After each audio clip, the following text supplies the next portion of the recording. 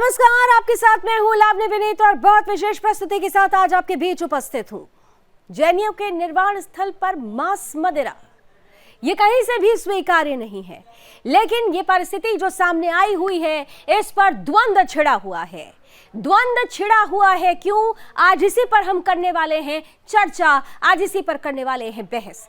दरअसल केंद्र और राज्य सरकार का, केंद्र और झारखंड सरकार का एक ऐसा फैसला है जिससे जैन समाज आक्रोशित हो उठा है। जैन समाज की नाराजगी सड़कों पर नजर आ रही है। एक के बाद एक विरोध प्रदर्शन की तस्वीरें हम देख रहे हैं। दरअसल केंद्र और झारखंड सरकार ने फैसला लिया है कि जैन समाज के तीर्थ स्थल, पवित्र आस्था का केंद्र सम्मेद शिखर जी को पर्यटक स्थल बना दिया जाए, लेकिन जैन समाज को यह स्वीकार्य नहीं है, क्योंकि आस्था के केंद्र पर जैन समाज इस बड़े फैसले को एक बड़ा कुठाराघात मानता है। जैन समाज का यह कहना है कि धार्मिक स्थल की पवित्रता बरकरार रखनी चाहिए और इसलिए जरूरी है कि अगर इस क्षेत्र को पर्यटक स्थल में तब्दील कर दिया जाता है, बदल दिया जाता है, तो यहां आने वाले लोगों के मनोभाव उस अध्यात्म, उस धर्म, उस पवित्रता से नहीं जुड़े होंगे जिस पवित्रता से ये पूरा का पूरा क्षेत्र जैन समाज के लिए महत्व रखता है। इसीलिए ये द्वंद्व सरकार और जैन समाज के बीच छिड़ चुका है। इस द्वंद्व का समाधान क्या हो, मन से निकले हुए भाव आज जानने की कोशिश करेंगे। हमारे साथ जैन समाज से जुड़े हुए बड़े बड़े मुनि जुड़ेंगे, बड़े बड़े आचार्य जुड़ेंगे, जैन समाज से जुड़े हुए वो तमाम लोग जुड़ेंगे जो दरअसल सरकार के इस फैसले से खुश नहीं हैं। सरकार का क्या पक्ष है, इसे रखने के लिए भी हमारे साथ अतिथि जुड़ेंगे। लेकिन उससे पहले आइए देख लेते हैं, समझ लेते हैं कि आखिर ये जो पूरी परिस्थिति है, ये परिस्थिति जैन समाज के आक्रोश को क्यों व्यक्त करती है।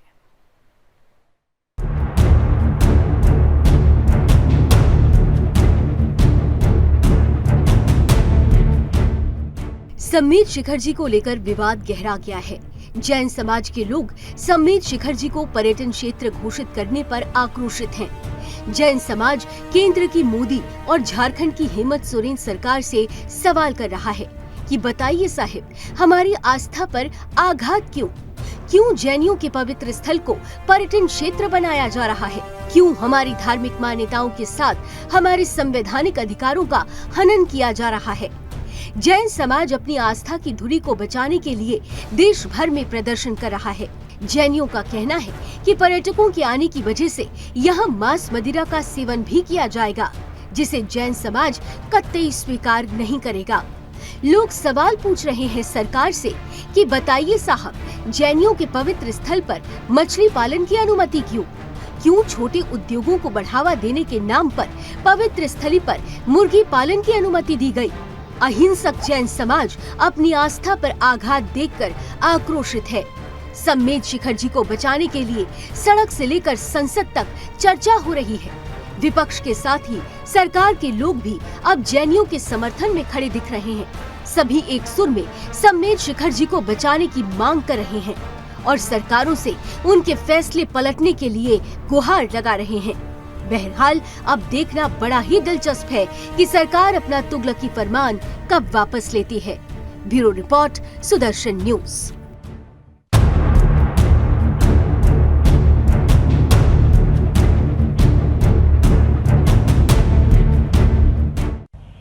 शिखर जी की पावन भूमि जैन तीर्थंकरों की तपोभूमि है, निर्वाण भूमि है, जैन समाज की आस्था श्रद्धा का केंद्र है।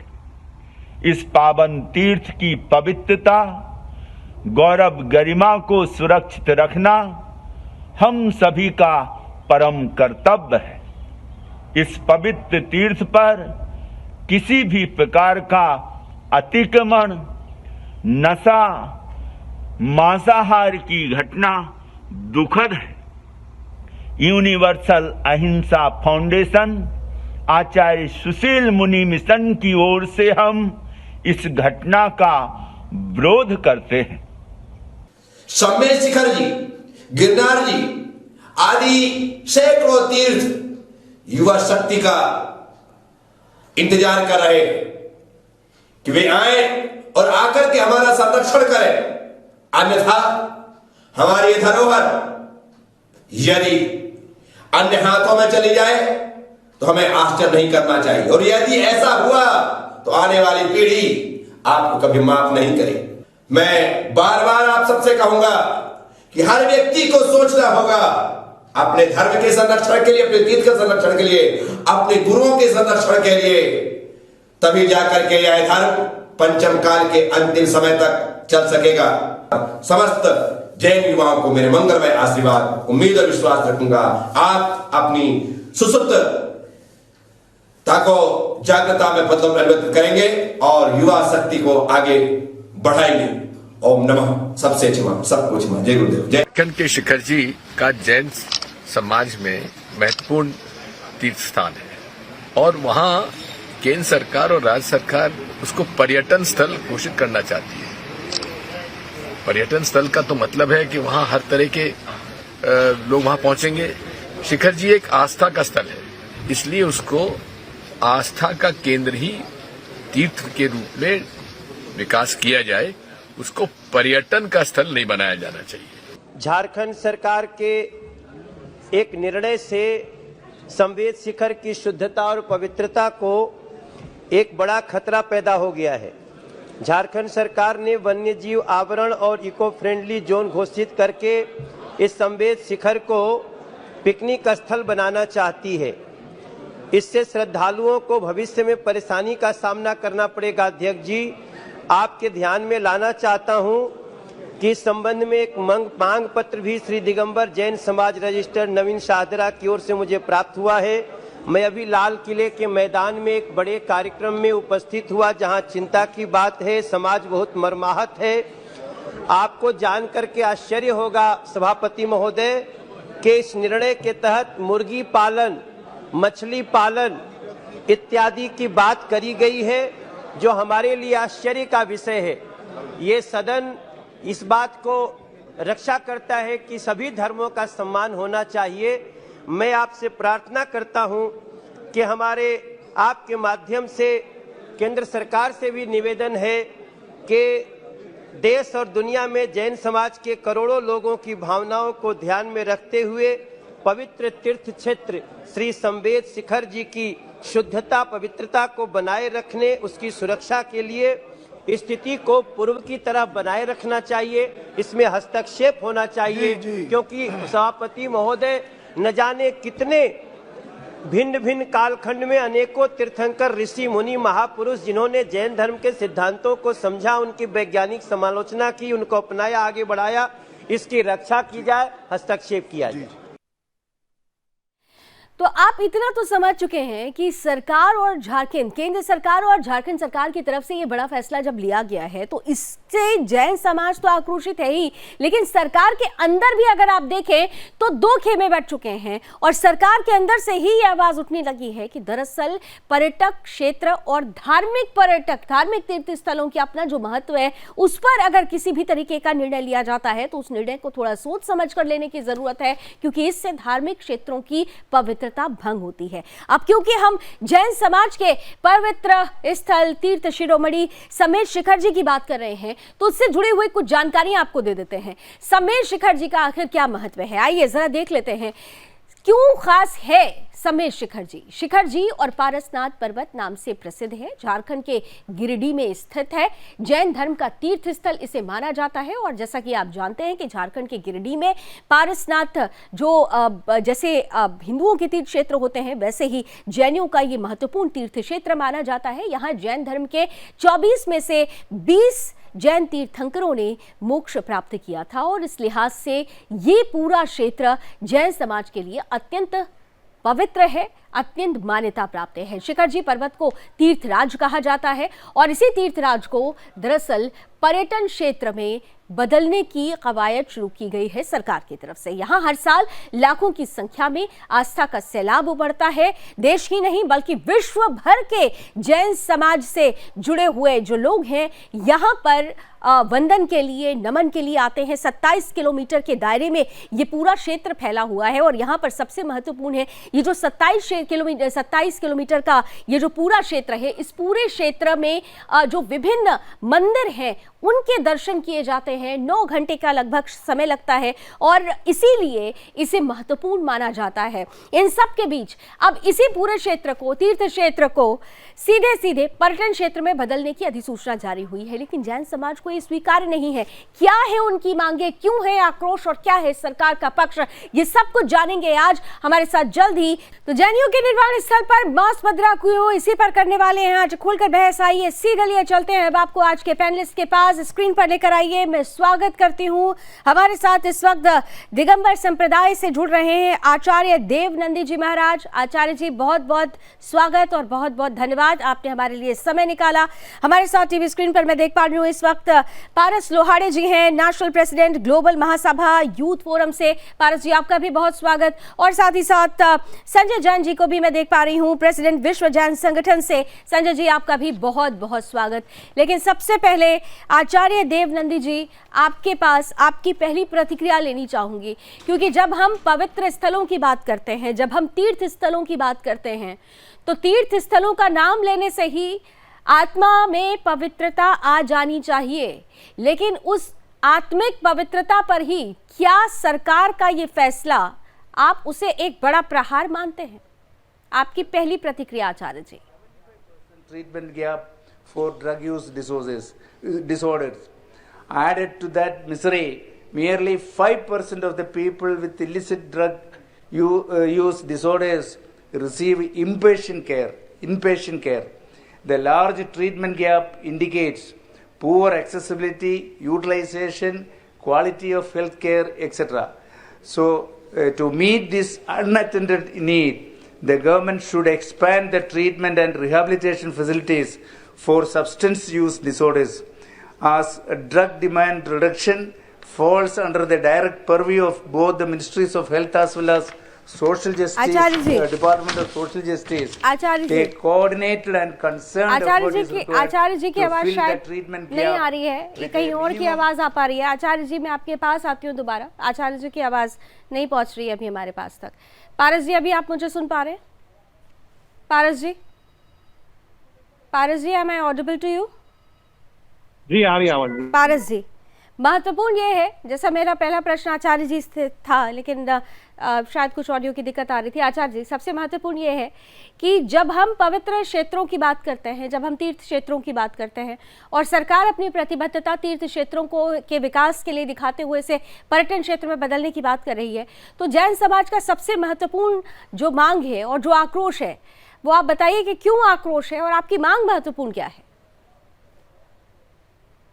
सबसे महत्वपूर्ण मांग इस विषय पर यही है कि सरकार ने जो इसे पर्यटन स्थल घोषित करने की मांग गैजेट पास किया है, वह जैन समाज का सबसे बड़ा आक्रोश उसी विषय को लेकर है, क्योंकि यह जैन समाज के लिए सबसे वंदनीय, सबसे पूजनीय स्थान है। पूरे विश्व में सबसे प्रथम स्थान यह शिखर जी माना जाता है। हर जैन व्यक्ति अपने जीवन में यह भावना बात है कि एक बार वो सम्मेद शिखर जी के दर्शन जरूर करे, और जैन शास्त्रों में कहा जाता है कि अगर वो सम्मेद शिखर जी के दर्शन करता है तो उसे जरूर मोक्ष प्राप्त होता है। तो ऐसी पवित्र पावन स्थल जहाँ पर 24 में से 22 तीर्थंकर जहाँ से मोक्ष गए हैं, ऐसी स्थल को अगर पर्यटन स्थल बनाया जाएगा तो वहाँ पर अलग अलग तरह की अन्य क्रियाएं होने शुरू हो जाएगी और जिस वजह से इसकी पवित्रता खत्म हो जाएगी। इसलिए जैन समाज का सबसे बड़ा आक्रोश यही है कि इसे पर्यटन स्थल की सूची से हटाया जाए और इसे पवित्र स्थल के रूप में ही रखा जाए। पवित्र स्थल की सूची में ही उन्हें रखा जाए, धार्मिक मान्यता को ही यहाँ पर महत्व दिया जाए। लेकिन संजय जी, सरकार का पक्ष ये है कि हम चाहते हैं कि तीर्थ स्थलों का विकास हो, उनके विकास के लिहाज से यह कदम सरकार की तरफ से उठाया गया है, ये कहना है सरकार के लोगों का। संजय जी, मैं तो साजिश कहूंगा, ये गजट नोटिफिकेशन है जो 21 फरवरी 2018 को तत्कालीन रघुवर दास जी की सरकार द्वारा केंद्रीय वन मंत्रालय को अनुशंसा की गई कि इको सेंसिटिव जोन में इस पारसनाथ पर्वत को घोषित किया जाए। और मैं आपको बताना चाहूंगा कि इस गजट नोटिफिकेशन की इनिशियल गजट नोटिफिकेशन पब्लिसाइज नहीं किया गया न्यूज़पेपर्स में, केवल मंत्रालय ने अपनी वेबसाइट पर रखा, जिसका ये आएगा हमारे पास जवाब है। और मात्र 16 स्टोन 63 वालों की रिकमेंडेशन पर इको सेंसिटिव जोन में एक हमारे पर्वतराज को घोषित कर दिया गया। और इसमें सबसे ज्यादा हमारी जो हमारे लिए पीड़ा है, इसमें लिखा है कि पारसनाथ वन्य जीव अभयारण्य का एक भाग जैनों का पवित्र तीर्थ माना जाता है।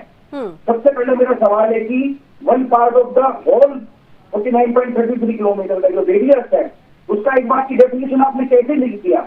दूसरी बात, माना जाता है, कंसिडर कैसे हो गया, किसपे है? जैसे अयोध्या में शाश्वत राम जन्मभूमि है, हमारे पहले प्रथम तीर्थंकर आदिनाथ भगवान की जन्मभूमि है जी। शाश्वत तीर्थ को आपने लिख दिया, माना जाता है, एक स्वतंत्र पहचान, उसका स्टिक पर प्रहार किया गया। और मैं आपको एक बात और बता दूं, इस इको सेंसिटिव जोन में जो बजट आप देखेंगे अगर उसके अंदर वो सारी गतिविधियां वहाँ पर परमिटेड है जो हम जैन समाज सोच ही नहीं सकता कभी भी। उसमें वहाँ पर मछली पालन, मुर्गी पालन। दूसरी बात एक और है, वहाँ पर जो सड़कों का चौड़ीकरण, रात को गाड़ियों का चलना, और इको सेंसिटिव जोन में इको टूरिज्म को प्रमोट करने के लिए कार्रवाई की गई, जिसका सकल जैन समाज विरोध करता है। और मैं आपको एक बात और बता दूं, हालांकि वहाँ पर पक्के स्ट्रक्चर के अलाउ नहीं है, लेकिन जैसे कि आप जानते हैं इको टूरिज्म में झारखंड सरकार ने एक पॉलिसी लाए हो, जिसके अंदर इको टूरिज्म में वहाँ पर टेंट लगाए जाएंगे। तो हमारी जो मांग है वो यही है कि हमारे क्षेत्र को पवित्र स्थल घोषित करें। और जैसे कि हमने अपनी याचिकाओं में और बिल्कुल आपने सही कहा, बिल्कुल आपने सही कहा कि जो पवित्र क्षेत्र है, बिल्कुल संजय जी, जो पवित्र क्षेत्र है उनकी पवित्रता भंग नहीं होनी चाहिए। शराब पीता है, डांस करता है, बिल्कुल जो पवित्र क्षेत्र है, ठीक है संजय जी, आ रही हूँ मैं आपके पास, दोबारा आती हूँ। जो पवित्र क्षेत्र है उनकी पवित्रता भंग नहीं होनी चाहिए। आचार्य देवनंदी जी, अभी आप मुझे सुन पा रहे हैं? मेरी आवाज आप तक पहुंच रही है आचार्य जी? मैं सम्मेद शिखर जी के इस पवित्र भूमि को नमन करते हुए आज हमारे सम्मेद शिखर जी की पवित्र भूमि जो हमारी आस्था का केंद्र है, इसे भारत सरकार ने जो सार्वजनिक पर्यटन स्थल बनाने की घोषणा की है, इससे हमारी आध्यात्मिक भावनाओं को बहुत बड़ी भारी ठेस पहुंची है। यह पर्वतराज हमारे अनंत मुनियों की मोक्ष स्थली एवं वर्तमान शासन काल में 24 तीर्थंकरों में से 20 तीर्थंकरों की निर्वाण स्थली भी है। हम लोग इस निर्वाण स्थली पर पद यात्रा करते हुए पूरी वंदना करते हैं, बड़े भक्ति भाव के साथ उसे नमन करते हैं। आज हम जब इस तीर्थ क्षेत्र पर जाते हैं तो वहाँ के होने वाले घिनौने कृत्यों से हमारी आंखें शर्म से नीचे झुक जाती है और हम लोगों को आजू बाजू में देखने में भी गिलानी उत्पन्न होती है। इस पवित्र भूमि पर हम लोग वंदना करने जाते हैं तो मुख में कुछ खाते नहीं, मुख से थूकते नहीं, बाथरूम नहीं जाते, पूरी की पूरी वंदना सुबह से लेकर के शाम तक हम लोग पूरी करते हैं। शुद्ध सोले के कपड़े पहन करके हमारी समाज के लोग जाते हैं, देवी बिना जूते चप्पल के जाते हैं, कोई किसी प्रकार का धूम्रपान आदि नहीं करता है। किंतु आज भारत सरकार की इन सुविधाओं को जो मुहैया वहाँ पर कराया जा रहा है, इसकी वजह से पहाड़ी पर जगह जगह मांस, मदिरा एवं नाना प्रकार के खाने वाले पदार्थ, अभक्ष्य पदार्थ, इसके अलावा स्मोकिंग, गुटखा के पाउच, पानी की बोतलें आज प्रतिदिन हजारों की संख्या पर पहाड़ी पर देखने को मिलती हैं। वहाँ पर जो भी सुविधाएं दी जा रही हैं, वे सुविधाएं कम और समस्याएं ज्यादा पैदा कर रही हैं। बड़ी महत्वपूर्ण बात आपने कही आचार्य जी, सुविधाएं कम, समस्याएं ज्यादा है। जी आचार्य जी, मैं आती हूँ आपके पास। आपने क्योंकि बड़ा महत्वपूर्ण बिंदु उठाया है कि सुविधाएं कम और समस्याएं ज्यादा। पारस जी, जबकि सरकार ये कह रही है कि हम धार्मिक स्थलों के उसके विकास के लिए, उसके सौंदर्यकरण के लिए, उसके समेकित विकास के लिए हम ये कदम उठा रहे हैं कि उसे पर्यटन क्षेत्र बना रहे हैं। लेकिन क्या आपको लगता है कि जैसा कि अभी आचार्य जी ने भी कहा कि सुविधाएं कम, समस्याएं ज्यादा, सरकार क्या ये बात समझ नहीं पाई कि ऐसे जो धार्मिक स्थल हैं उनकी धार्मिक पवित्रता ही उसका आधार होती है, और जब उसे पर्यटन क्षेत्र में तब्दील कर दिया जाता है, बदल दिया जाता है, तो कहीं ना कहीं से उसकी उस आधार पर ही कुठाराघात हो जाता है। सरकार ये कह रही है कि आप देखिए हम जो कर रहे हैं वो इस पूरे क्षेत्र के विकास के लिए है। क्या आप इससे पूरे सहमत हैं कि क्या वाकई ऐसे ही विकास संभव है या फिर इसका और कोई सोल्यूशन हो सकता है? पारस जी। जी बिल्कुल नहीं, विकास करना है तो उसके लिए बहुत। जी पारस जी प्लीज कंटिन्यू कीजिए। व्यवस्थाओं की बजाय सुरक्षा व्यवस्था चाहिए हमारे लिए। वहाँ पर सुविधाओं के नाम पर हमें साफ और सुथरा क्षेत्र चाहिए। वहाँ पर जाने वाले लोगों के साथ यदि कोई किसी प्रकार का छेड़छाड़ करता है तो हमें उससे बचाव चाहिए। और यदि वहाँ पर कोई गंदगी पैदा करता है तो वहाँ हमें रोकने वालों की व्यवस्थाएं हमें चाहिए। कुल मिला करके हमारे क्षेत्र पर आने वाले लोगों के लिए हम किसी को कोई प्रतिबंध नहीं करते, बल्कि हम उस तीर्थ क्षेत्र पर कोई भी आते हैं तो हमारी मान्यताओं के अनुसार वे क्षेत्र पर आए, दर्शन करें, वे भी वहाँ पर घूमें, उससे हमारे लिए कोई आपत्ति नहीं है। सिर्फ हमारे लिए आपत्ति है वहाँ की प्रदूषण से, आपत्ति है हमारे लिए वहाँ की मिट्टी हुई संस्कृति से। हमारे वहाँ पर यदि कोई दुख और खेद होता है तो वहाँ के हमारी जो पवित्रता नष्ट हो रही है उसकी वजह से हमारा मन खिन्न होता है। और हमारे जैसे साधु जब वहाँ पर चलते हैं तो अन्य लोग हमारे ऊपर कटाक्ष करते हैं, हमारी दिगंबर मुद्रा को देख करके खिल्लियां उड़ाते हैं, जबकि हमारा दिगंबरत्व का ही सारा का सारा वहाँ पर दर्शन होता है। वहाँ पर हम उन्हीं लोगों के गुणगान और अर्चना करते हैं। आज प्रतिदिन 5 से 10,000 15,000 यात्री प्रतिदिन वहाँ रहते हैं। बिल्कुल आचार्य जी। किसी प्रकार की कोई भी अपवित्रता नहीं करते, यहाँ तक कि बच्चों के लिए भी लेके जाते हैं तो उनको भी पवित्रता पूर्वक लेके जाते। पवित्रता कूट कर भरी है पूरी साधना में। पारस जी अब मैं आपके पास आ रही हूँ, अगर आपको मेरा प्रश्न सुनाई दे रहा हो। आचार्य जी मैं आपके पास आती हूँ, अभी पारस जी के पास जाऊंगी। पारस जी, पवित्रता कूट कर भरी होती है साधना के हर एक क्षण में, जैसा कि अभी आचार्य जी ने पूरा विस्तार पूर्वक समझाया भी कि उनको कोई दूसरे, क्योंकि लोग ये कह रहे हैं कि मना किया जा रहा है दूसरे मत के लोगों को आने के लिए, दूसरे संप्रदाय के लोगों को आने के लिए, लेकिन आचार्य जी ने क्लियर कर दिया कि किसी पर कोई रोक टोक नहीं है, लेकिन मान्यता के अनुरूप आइए। अब जब मान्यता के अनुरूप आने की बात होगी तो ऐसी परिस्थिति में सरकार का ये कहना कि पर्यटन क्षेत्र में जब तब्दील करेंगे तभी विकास संभव है, ये कहां तक जायज है? पारस जी। जी बिल्कुल भी नहीं। पर्यटन क्षेत्र एक अपना एक अलग परंपरा होती है, पर्यटन क्षेत्र पे एक अलग लोगों की सोच होती है, अलग विचारधारा होती है। यह पर्यटन क्षेत्र नहीं है, यह तीर्थ स्थल है। यहाँ लोगों की मान्यताएं अलग है, जैन समाज की भावनाएं अलग है।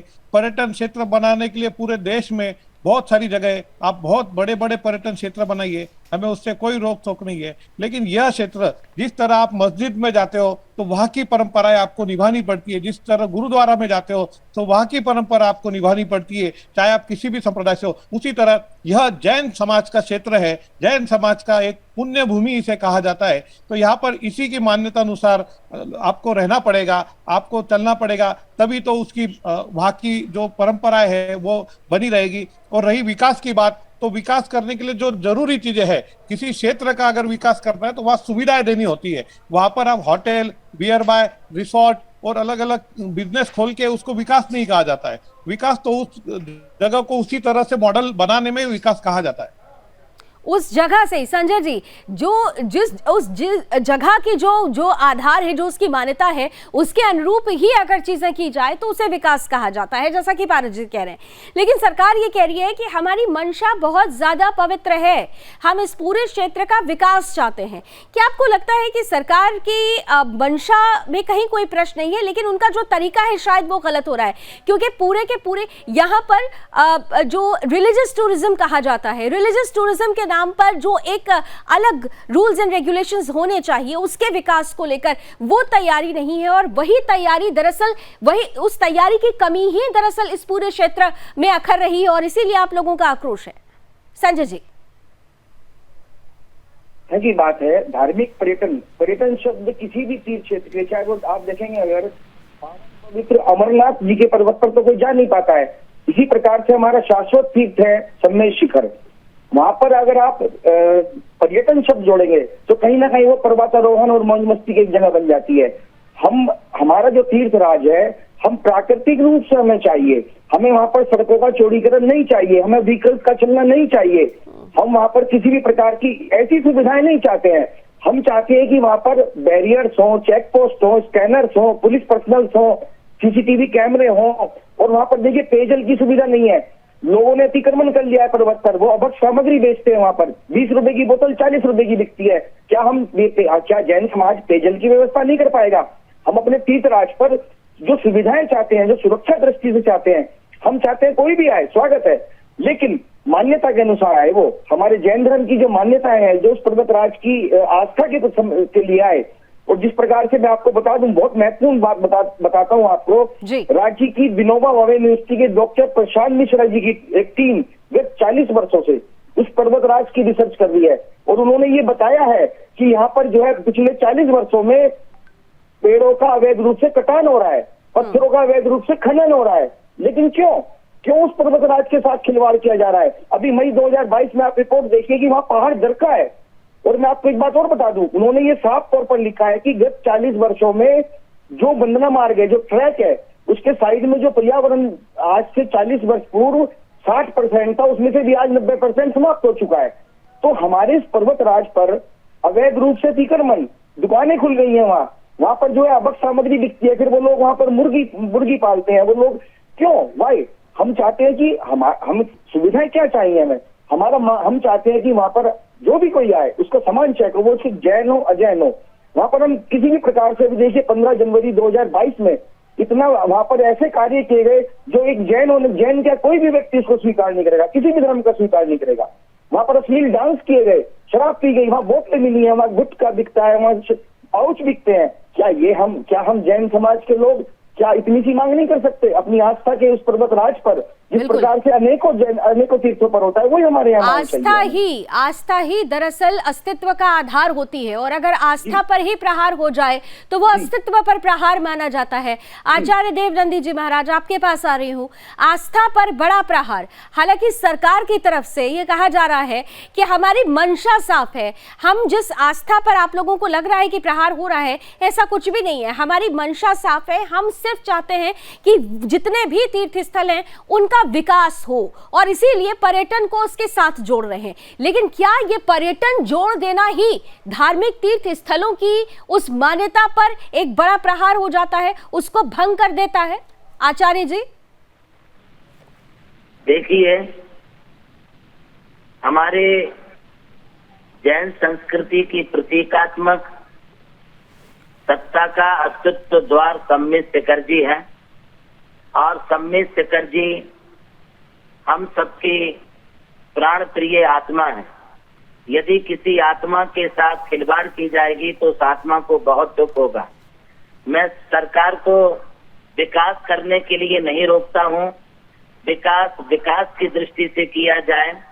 जैसे उन्होंने काशी धाम का विकास किया है, बनारस का विकास किया है, अक्षरधाम का विकास किया है, स्वामी नारायण का विकास किया है, रामानुजाचार्य का विकास किया है। यदि भारत सरकार चाहती है तो उस पैटर्न से हमारे सम्मेद शिखर जी का भी विकास कर सकती है। क्या किसी तीर्थ स्थल पर, चाहे वो हिंदुओं का तीर्थ स्थल हो, चाहे कोई गुरुद्वारा हो, क्या उसके अंदर किसी प्रकार के कोई मांस, मदिरा या अन्य अनुपसेव्य जो पदार्थ हैं, क्या वो वहाँ पर मिलते हैं? कतई नहीं मिलते हैं। बल्कि वहाँ पर किसी को किसी प्रकार की छेड़छाड़ भी नहीं करने देते हैं जी। तो फिर हमारे सम्मेद शिखर के साथ इस प्रकार की छेड़छाड़ क्यों की जा रही? उन्हें भारत सरकार को पेड़ लगाना है, पेड़ लगाए, हम भी उसके लिए अनुमोदना देते हैं। यदि वहाँ झरनों को सौंदर्यीकरण करना है, झरनों का सौंदर्यीकरण करें, पानी की व्यवस्थाएं बनाएं, रेलिंग लगाएं, वहाँ पर जहाँ सीढ़ियाँ नहीं है वहाँ सीढ़ियाँ दी जाएं, यात्रियों को जाने के लिए सुविधाएं दी जाएं। ये तो सारी व्यवस्थाएं हमारे लिए समझ में आती हैं, किंतु इसके अलावा यदि उस सुविधाओं के नाम पर वहाँ पर यदि हेलीपैड बनाया जाएगा तो वहाँ पर फिर हमारी व्यवस्थाएं बिगड़ने लगेंगी। पुलिस हमारी व्यवस्थाओं के लिए है, हमारी सुरक्षा के लिए है, वो हमें चाहिए है। आप सीसी कैमरे लगाइए, वो हमारे लिए चाहिए है। लाइट दीजिए, बिजली दीजिए, ये हमें चाहिए है।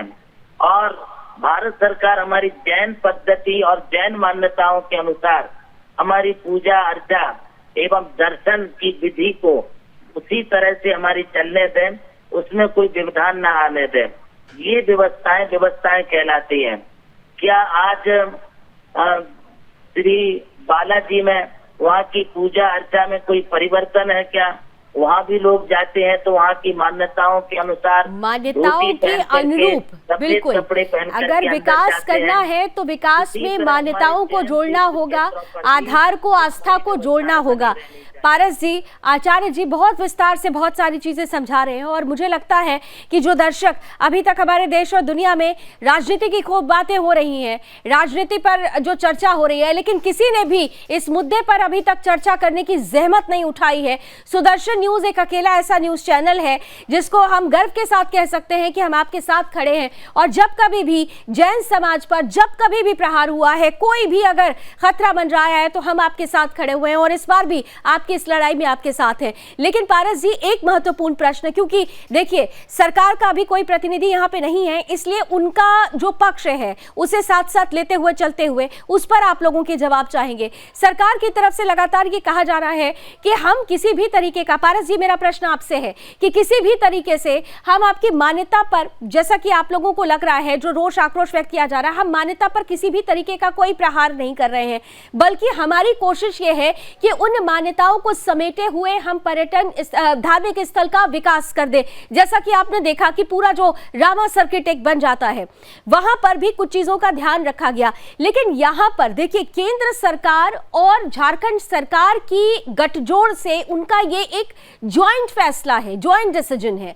क्या आपको लगता है, क्योंकि बहुत सारे लोग सिर्फ केंद्र सरकार पर सवाल खड़ा कर रहे हैं, जहां पर आप लोगों ने जिन व्यवस्थाओं की बात की, उन व्यवस्थाओं में वहां पर अगर मांस मदिरा मिलता है तो लोकल प्रशासन इसके लिए जिम्मेदार होता है, राज्य की सरकार से सवाल पूछा जाना चाहिए। क्या आपको लगता है कि राज्य सरकार की मंशा में कहीं से कोई त्रुटि आ रही है, कहीं से कोई संशय आ रहा है, और यही वजह है कि आप लोगों का आक्रोश वो समझ नहीं पा रहे हैं? पारस जी, पारस जी की आवाज मुझ तक नहीं पहुंच रही है, प्लीज पारस जी।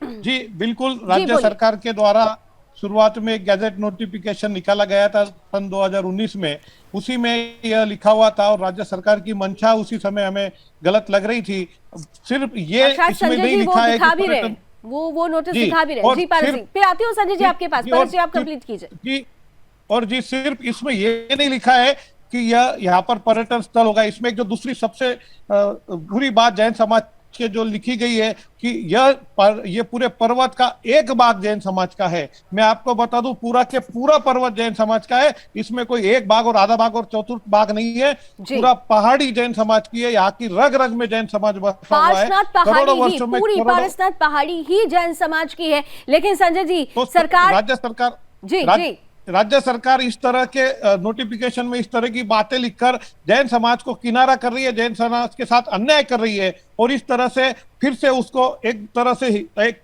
जगह, एक पार्ट बताना, फिर बाद में उसको पर्यटन स्थल में कन्वर्ट करने की कोशिश करना, इस तरह से जैन समाज का हक उसमें से छीना जा रहा है। बिल्कुल, जैन समाज का हक छीना जा रहा है संजय जी। उस पहाड़ी पर ही अगर एक हिस्से को ही अलग कर देना, जबकि पूरा क्षेत्र ही तीर्थ क्षेत्र है। संजय जी जल्दी से आपका कमेंट। मैं सिर्फ आपको बता देता हूँ, वो आप वो कागज दिखा रहे थे, एक बार फिर से जरा जल्दी से स्क्रीन पर दिखाइए।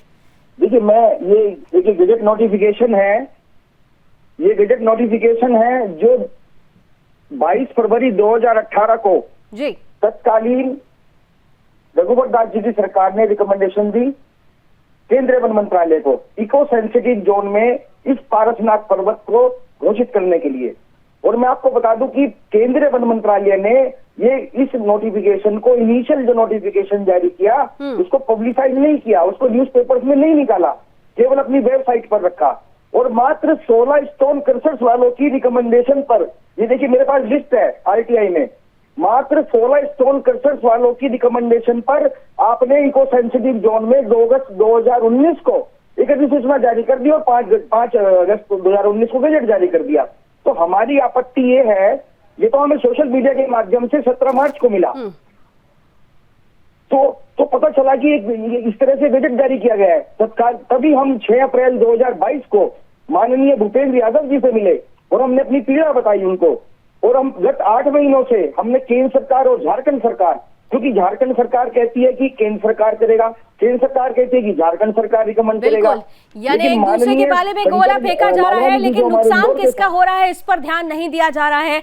नुकसान हो रहा है उस पवित्रता का, उस शुद्धता का, उस आत्मिक आधार का जो जैनियों के दिल में बसती है। और जैन समाज का आक्रोश इसी बात को लेकर है कि आप आस्था पर कुठाराघात मत कीजिए। अस्तित्व आस्था से है, अस्तित्व मान्यता से है। जब तक कि धार्मिक तीर्थ स्थलों को धार्मिक तीर्थ स्थल के रूप में ही मान्यता नहीं दी जाएगी, तब तक उसकी पवित्रता तभी तक बरकरार रहती है। और अगर इसमें आप पर्यटन जोड़ देते हैं तो कहीं ना कहीं से इसकी पवित्रता पर आघात होगा। सरकार को यह बात समझनी होगी, अन्यथा अभी सड़कों पर शांत प्रदर्शन चल रहा है।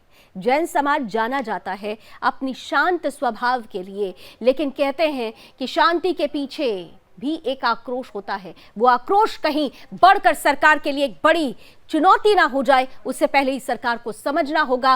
और ये चुनौती समझते हुए जैन समाज के लोगों के लिए जो उनकी मान्यता है उसी के आधार पर तमाम जो क्षेत्र हैं, समीर शिखर जी का जो क्षेत्र है उसका विकास करने के लिए एक नई रूपरेखा तैयार करनी होगी। उम्मीद करते हैं कि सरकार इस पर आकलन दोबारा जरूर करेगी। इसी उम्मीद के साथ आप सभी मेहमानों का बहुत बहुत धन्यवाद हमारे साथ जुड़ने के लिए। अभी बस इतना ही। देश और दुनिया की तमाम खबरों के लिए आप जुड़े रहिए सुदर्शन न्यूज के साथ। जय हिंद।